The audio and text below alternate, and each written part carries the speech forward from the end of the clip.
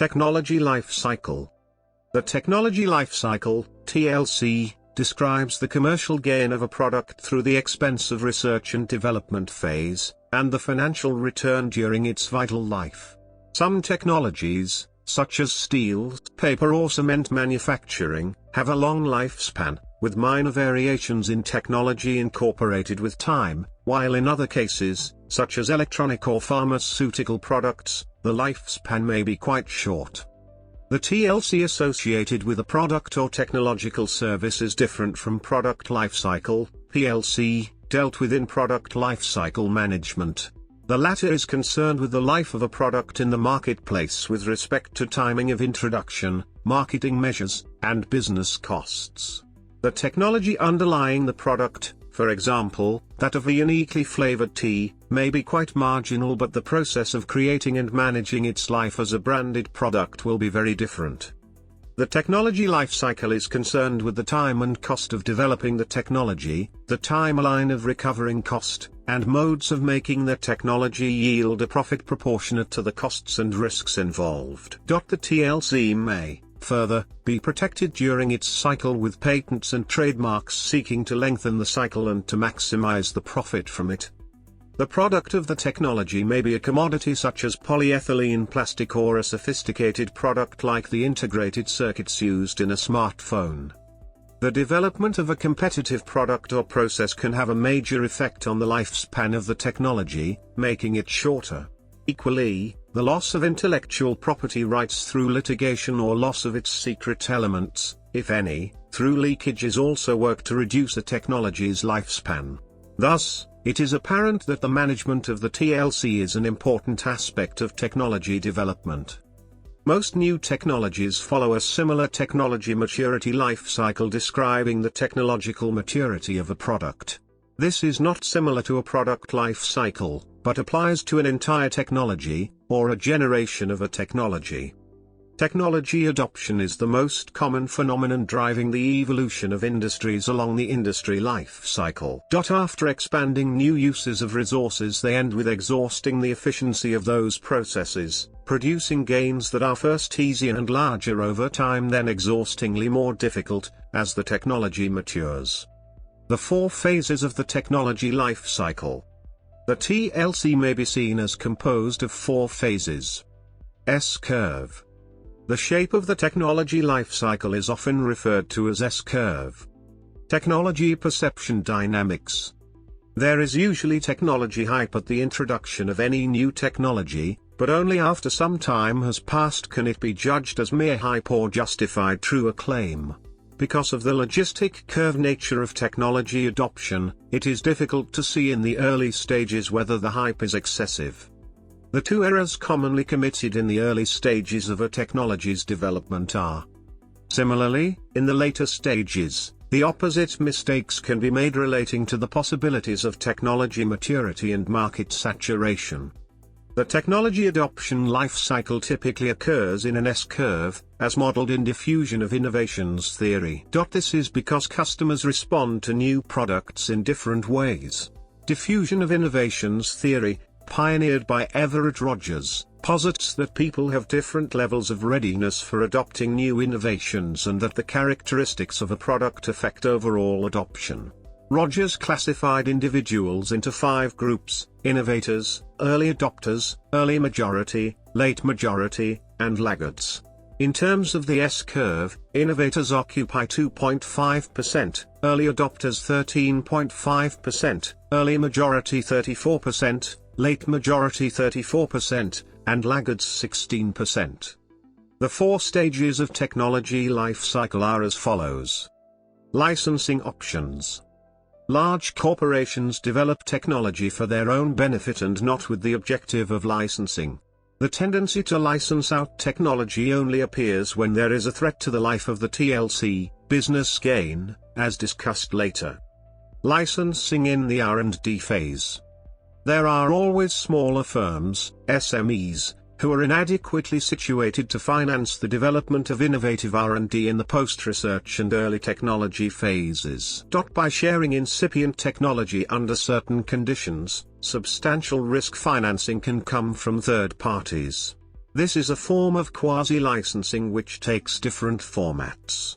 Even large corporates may not wish to bear all costs of development in areas of significant and high risk, for example aircraft development, and may seek means of spreading it to the stage that proof of concept is obtained. In the case of small and medium firms, entities such as venture capitalists or business angels can enter the scene and help to materialize technologies. Venture capitalists accept both the costs and uncertainties of R&D, and that of market acceptance, in reward for high returns when the technology proves itself. Apart from finance, they may provide networking, management and marketing support. Venture capital connotes financial as well as human capital. Larger firms may opt for joint R&D or work in a consortium for the early phase of development. Such vehicles are called strategic alliances, strategic partnerships. With both venture capital funding and strategic, research, alliances, when business gains begin to neutralize development costs, the TLC crosses the x-axis, the ownership of the technology starts to undergo change. In the case of smaller firms, venture capitalists help clients enter the stock market for obtaining substantially larger funds for development, maturation of technology, product promotion and to meet marketing costs. A major route is through initial public offering, IPO, which invites risk funding by the public for potential high gain. At the same time, the IPOs enable venture capitalists to attempt to recover expenditures already incurred by them through part sale of the stock pre-allotted to them, subsequent to the listing of the stock on the stock exchange. When the IPO is fully subscribed, the assisted enterprise becomes a corporation and can more easily obtain bank loans, etc. if needed. Strategic alliance partners, allied on research, pursue separate paths of development with the incipient technology of common origin but pool their accomplishments through instruments such as cross-licensing. Generally, contractual provisions among the members of the consortium allow a member to exercise the option of independent pursuit after joint consultation, in which case the optee owns all subsequent development. Licensing in the ascent phase. The ascent stage of the technology usually refers to some point above point A in the TLC diagram, but actually it commences when the R&D portion of the TLC curve inflects, only that the cash flow is negative and unremunerative to point A. The ascent is the strongest phase of the TLC because it is here that the technology is superior to alternatives and can command premium profit or gain. The slope and duration of the ascent depends on competing technologies entering the domain, although they may not be as successful in that period. Strongly patented technology extends the duration period. The TLC begins to flatten out, the region shown as M, when equivalent or challenging technologies come into the competitive space and begin to eat away market share. Till this stage is reached, the technology-owning firm would tend to exclusively enjoy its profitability, preferring not to license it.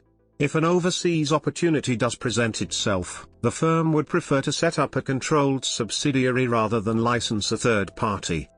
Licensing in the maturity phase. The maturity phase of the technology is a period of stable and remunerative income, but its competitive viability can persist over the larger time frame marked by its vital life. However, there may be a tendency to license out the technology to third parties during this stage to lower risk of decline in profitability, or competitivity, and to expand financial opportunity. The exercise of this option is, generally, inferior to seeking participatory exploitation, in other words, engagement in joint venture, typically in regions where the technology would be in the ascent phase, as say, a developing country. In addition to providing financial opportunity, it allows the technology owner a degree of control over its use. Gain flows from the two streams of investment-based and royalty incomes. Further, the vital life of the technology is enhanced in such strategy. Licensing in the decline phase. After reaching a point such as D in the above diagram, the earnings from the technology begin to decline rather rapidly. To prolong the life cycle, owners of technology might try to license it out at some point L when it can still be attractive to firms in other markets. This, then, traces the lengthening path, LL. Further, since the decline is the result of competing rising technologies in this space, licenses may be attracted to the general lower cost of the older technology than what prevailed during its vital life. Licenses obtained in this phase are straight licenses. They are free of direct control from the owner of the technology, as would otherwise apply, say, in the case of a joint venture. Further, there may be fewer restrictions placed on the licensee in the employment of the technology. The utility, viability, and thus the cost of straight licenses depends on the estimated balance life of the technology. For instance, should the key patent on the technology have expired, or would expire in a short while, the residual viability of the technology may be limited, although balance life may be governed by other criteria such as know-how, which could have a long life if properly protected. It is important to note that the license has no way of knowing the stage at which the prime and competing technologies are on their TLCs. It would, of course, be evident to competing licensor firms, and to the originator, from the growth, saturation or decline of the profitability of their operations. The license may, however, be able to approximate the stage by vigorously negotiating with the licensor and competitors to determine costs and licensing terms. A lower cost, or easier terms, may imply a declining technology. In any case, access to technology in the decline phase is a large risk that the licensee accepts. In a joint venture, this risk is substantially reduced by licensor sharing it. Sometimes, financial guarantees from the licensor may work to reduce such risk and can be negotiated. There are instances when, even though the technology declines to becoming a technique, it may still contain important knowledge or experience which the licensee firm cannot learn of without help from the originator. This is often the form that technical service and technical assistance contracts take, encountered often in developing country contracts. Alternatively, consulting agencies may fill this role. Technology development cycle. According to the Encyclopedia of Earth, in the simplest formulation, innovation can be thought of as being composed of research, development, demonstration, and deployment. Technology development cycle describes the process of a new technology through the stages of technological maturity.